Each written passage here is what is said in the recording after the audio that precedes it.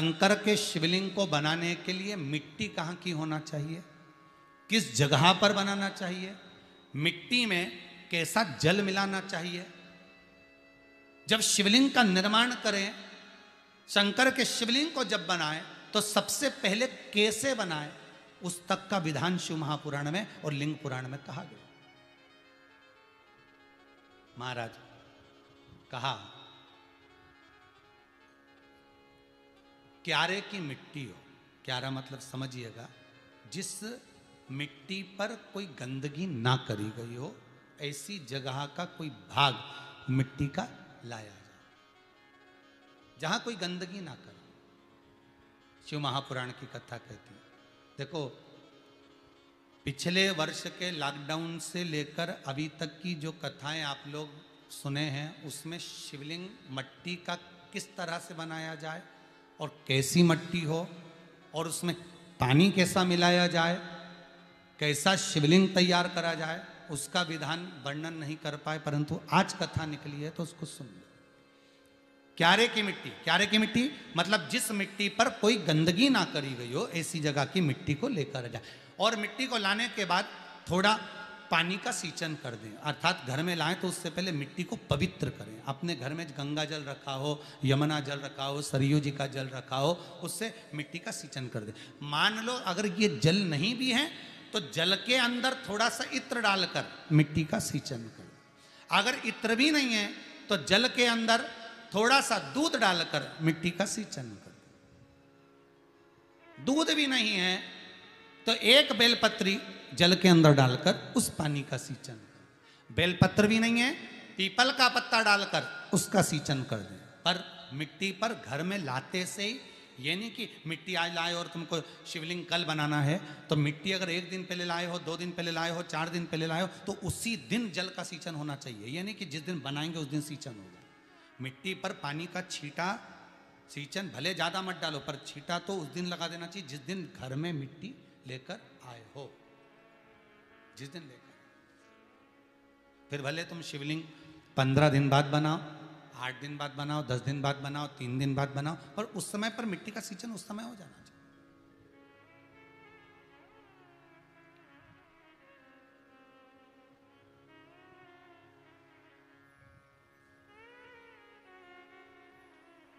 फिर कहा, जिस दिन शिवलिंग का निर्माण करो, उस दिन प्रातः में अगर आप शिवलिंग बना रहे हैं तो ब्रह्म मुहूर्त में मिट्टी को गला दो। किस पानी से गलाना है उसका भी प्रमाण, उसका भी शास्त्र वर्णन करा। किस जल से गलाया जाए, शिव महापुराण की कथा कहती है, अगर आपको आज शिवलिंग का निर्माण करना है, शाम को आप शिवलिंग का निर्माण कर रहे हो, तो अपने पानी का जो मटका होता है, हंडा होता है, रसोई घर में जहां पानी भर कर रखते हो, उसके नजदीक में एक कलश जिसमें अलग से ताजा जल भरा जाए और उस पर प्लेट ढकी हो और उस पर एक चावल का दाना रखा हो, उस जल को लेकर आओ। थोड़ी देर रखा रहे, आधा घंटा, 2 घंटा, 3 घंटा, 15 मिनट, 20 मिनट, पर वो पानी वहां रखा होना चाहिए। रसोई घर में अन्नपूर्णा का निवास होता है, परिंदे के पास पितरों का निवास होता है। अन्नपूर्णा, पित्र सब रसोई घर के भीतर विराजमान होते हैं। शास्त्र कहता है 33 कोटि देवता एक समय के लिए, एक क्षण के लिए हमारे रसोई घर में प्रवेश करते हैं। इसलिए रसोई घर को तुम पूरे घर को स्वच्छ रखो ना रखो, पूरे घर को तुम साफ रखो ना रखो, पर रसोई घर एकदम क्लीन होना चाहिए, साफ होना चाहिए, स्वच्छ होना चाहिए। आज के ज़माने में तो खैर गया, पर पहले जब मट्टी के चूल्हे होते थे, जब चूल्हा बंद होता था तो उसको गीला कर कर, गोबर को या पानी में उसको गीला कर कर, एक कपड़े को गीला कर कर पूरे चौके को, रसोई घर को पोंछा जाता था। मिट्टी का होता था वो, तो भी उसको पोता लगाते थे, पोंछते थे।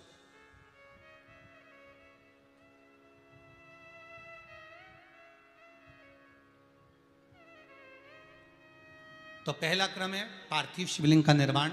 सावन के महीने में अगर आप शिवलिंग बनाते हैं, सोमवार को शिवलिंग बनाते हैं, तो नियम ध्यान रखिएगा महाराज, लिंग पुराण से है ये, इसका नियम ध्यान रखिए।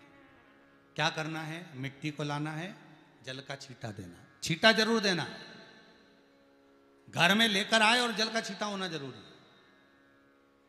2 दिन तक 3 दिन तक मिट्टी रखी हुई है, और उसके बाद अगर आपने पानी का छींटा नहीं दिया है और आपने डायरेक्ट मिट्टी को गला दिया और उसके बाद बनाया, तो उसका कोई प्रमाण नहीं।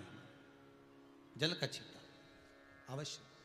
फिर उसको रख दें, 15 दिन बाद बनाओ, 4 दिन बाद बनाओ, 3 दिन बाद बनाओ, 2 दिन बाद बनाओ। शिवलिंग जब बनाओ तब उस मिट्टी को, जो कलश आपने रसोई घर में रखा है चावल का दाना रखकर प्लेट के ऊपर, अर्थात उस कलश का जल उस मिट्टी में थोड़ा सा डालिए। क्यों डाला जाता है उसका भी भाव वर्णन किया है। अब भविष्य पुराण, स्कंद पुराण और अग्नि पुराण, इन तीनों से ले लिया गया। वर्णन किया गया, जब उस कलश का जल हम डालते हैं तो उस कलश में पितरों का भाव आ जाता है, अन्नपूर्णा का भाव आ जाता है, घर में लक्ष्मी का भाव आ जाता है, संपदा का भाव आ जाता है। पूरे 24 घंटे के अंदर एक क्षण के लिए रसोई घर में 33 कोटि देवता आते हैं, तो वो देवता का सारा भाव उस कलश के अंदर आ जाता है। और वो जल जब हम उस मिट्टी में मिलाते हैं तो गंगा, यमुना, सरयू, सरस्वती, ये 33 कोटि देवता में, तो इन सब का आनंद उस जल में आ जाता है। और वो जल जब हम मिट्टी में मिलाते हैं तो मिट्टी पवित्र हो जाती है, स्वयं कैलाश अधिपति को स्वीकार करने के लायक हो जाती है, निर्मित करने के लायक हो जाती है।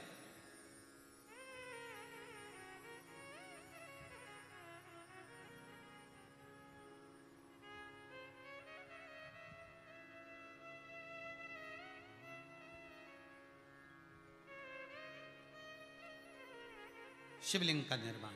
अब शिवलिंग का निर्माण कैसे करना? मिट्टी में गला दिया पानी में। सबसे पहले शिवलिंग बनाने से पहले पात्र जो होता है उसके नीचे एक बेलपत्र रखी जाती है। क्या रखना है? एक बेलपत्र। शंकर को झेलने के लिए कोई साधारण नहीं है पात्र जिस पे झेला जाए।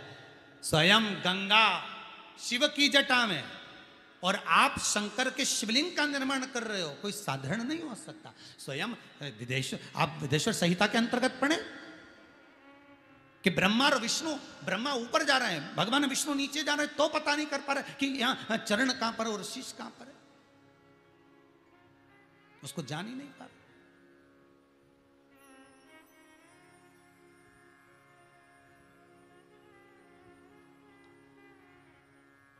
बस एक बेलपत्र साधारण भाव में, बेलपत्र भी सीधा भाग, और इस बेलपत्र की जो डंडी है वो उत्तर दिशा में रखना है थाली के अंतर्गत जब आप शिवलिंग का निर्माण करें। उत्तर। इसके ऊपर जो गलाई हुई मिट्टी है वो डाल दीजिए, और डालने के बाद सबसे पहले शिवलिंग का स्वरूप बनाना है। सबसे पहले नीचे की जलाधारी नहीं बनाना। क्या बनाना है? शिवलिंग का स्वरूप बनाना। बनाने के बाद उसी शिवलिंग के पास में और मिट्टी डाल लीजिए, फिर जलाधारी का निर्माण करिए। फिर जलाधारी।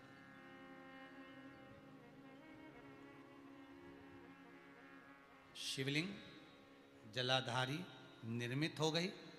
शंकर जी का संपूर्ण परिवार शिवलिंग में रहता है, आपको पहले भी कहा। भगवान भूत अधिपति भूतेश्वर भगवान शिव का संपूर्ण परिवार शिवलिंग में, पहले भी कथा में कहा, आज फिर आपको वर्णन कर देते हैं। जैसे ये जलाधारी है गोल, ये चरण है, ये शिवलिंग है। ये जो गोल भाग है जहां पर भगवान शंकर का शिवलिंग रखा है, ये पार्वती जी का हस्त कमल है। जहां से पानी नीचे गिर रहा है, इसके राइट भाग में श्री गणेश जी का स्थान, लेफ्ट भाग में श्री कार्तिकेय जी का स्थान। बीच में जो एक मोटी सी लाइन होती है जलाधारी में, वो पार्वती जी के सुंदर पुत्री अशोक सुंदरी का स्थान। शंकर जी के ऊपर जो तिकोनी रखी रहती है, उसके ऊपर से जो जल बूंद बूंद नीचे गिरता है, ये जो पानी बूंद बूंद नीचे गिरता है, या आप कलश से जल चढ़ाते हो या आप श्रृंगी से जल चढ़ाते हो, तो ये जो पानी गिर रहा है, ये शंकर भगवान की 5 पुत्रियां, जया, विषहरा, शामरी बारी, दौतली और देव, ये शंकर जी की 5 बेटी,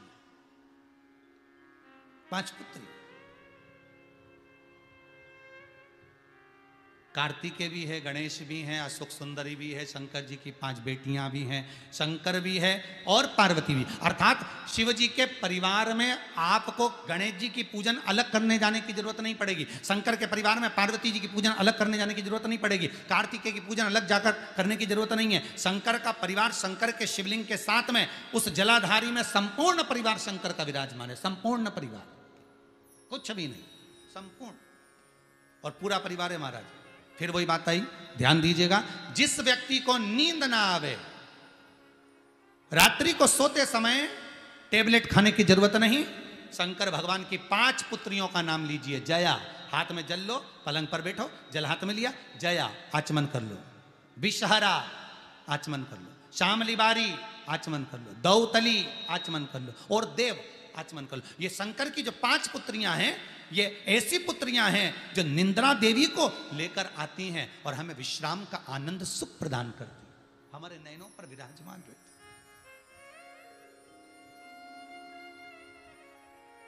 हाँ, यदि विवाह नहीं हो रहा, शादी नहीं हो रही है, बहुत समय से लगन देख रहे हो, शादी नहीं हो रही, बहुत समय से परेशान हो गए कि विवाह ही नहीं हो रहा, हम तो टेंशन में पड़ गए, लड़की 28 साल 30 साल का लड़का हो गया, विवाह नहीं हो रहा, कुछ मत करो।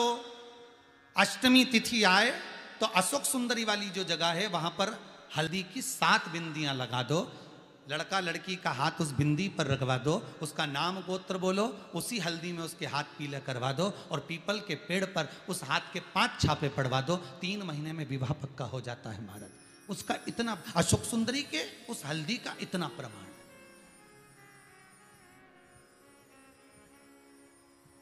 3 माह के अंतर्गत विवाह नक्की होगा। इतना इतना प्रमाण है महाराज। भगवान शिव की आराधना का कोई साधारण फल है महाराज।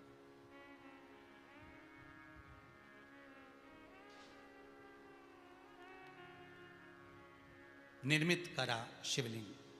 एक बार सब जितने भी टीवी पर बैठे हैं, सम्मुख में कथा सुन रहे हैं, फेसबुक यूट्यूब पर सुन रहे हैं, एक बार साथ में समझें वापिस निर्माण को, शिवलिंग के निर्माण को। मिट्टी लाए, स्वच्छ जगह की, जल का छींटा दिया, रखा। जब शिवलिंग बनाया तो 1 कलश पानी पहले से 2 घंटा, आधा घंटा, 15 मिनट, 20 मिनट पहले उसको रख दिया, उसी पानी से उसको गीला करा। गीला करने के बाद उसका निर्माण सबसे पहले बेलपत्री, बेलपत्री के ऊपर मिट्टी, मिट्टी के ऊपर रखकर शिवलिंग का निर्माण, फिर जलाधारी का निर्माण और शिवलिंग का निर्माण पूर्ण होने के बाद में फिर बाबा का सुंदर भाव से आप श्रृंगार करें, अभिषेक करें, पूजन करें। और एक बात याद रखना, पार्थिव शिवलिंग का अगर निर्माण करा है तो आपको वो पार्थिव शिवलिंग को रात्रि होने से पहले विसर्जन होना जरूरी है। हाँ, अगर कोई शिवरात्रि का दिन है तो फिर आप पूरी रात रख सकते हो, हरतालिका तीज का दिन है पूरी रात रख सकते हो, बड़ी तीज है, छोटी तीज है, आप शिवलिंग बनाए हो तो आप पूरी रात रख सकते हो, विशेष कोई उत्सव है, श्रावण का महीना है, पूरी रात रख सकते हो। पर बाकी के समय अगर आप शिवलिंग का निर्माण करें तो उसको सूर्यास्त होने के पहले आप उसको नदी में, जल में, जलाशय में विसर्जन करें। बहुत ध्यान दीजिएगा, विसर्जन करते समय जब आप विसर्जन करें, पानी में अपने पात्र को, शिवलिंग को जब छोड़ें, उस समय पर ध्यान दीजिएगा कि शिवलिंग की जो जल की धार है, जिसका उत्तर की ओर जो जल की धार होती है, विसर्जन करते समय वो जल की धार अर्थात वो उत्तर का भाग हमारी ओर होना चाहिए और थाली इस तरह से पकड़ें कि वो भाग हमको जब डालें तो वो भाग हमको दिखे, थोड़ा सा नजर आए पानी में डालते समय। और जब वो थोड़ा भाग दिखता रहे, और जिसलिए आपने शिवलिंग बनाया, जिस कामना से आपने शिवलिंग बनाया है, वो कामना उस भाग को पानी में देखते देखते बोल दीजिए, वो कामना पूर्ण हो जाती है। इसको कहते हैं पार्थिव शिवलिंग का निर्माण करना और उसकी आराधना करना। उसकी आराधना कई लोग करते हैं, बना भी लेते हैं, पूजन भी करते हैं और कई बार कहते हैं हमारा काम नहीं, तो उसमें भगवान का दोष नहीं है, दोष अपना देखो।